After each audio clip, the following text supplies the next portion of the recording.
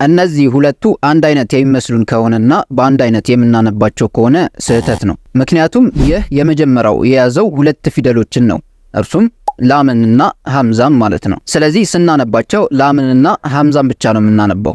ለምሳሌ ሚነል ኡላ ሚነል ኡላ፣ እንዲሁም ደግሞ ሊኢላፊ ሊኢላፊ ላምንና ሐምዛም ማለት ነው። ይሄኛው ግን የያዛቸው ፊደሎች ሶስት ናቸው፣ ላም፣ ሐምዛ እንደዚህም ደግሞ መሳቢያ የሆነውን አሊፍ ይዟል ማለት ነው። ስለዚህ ስናነበው ላምን፣ ሐምዛና አሊፍን ነው የምናነባቸው። ለምሳሌ አልአሳል አልአሳል፣ አልአያት አልአያት፣ እንዲሁም ደግሞ አልአኺራህ አልአኺራህ።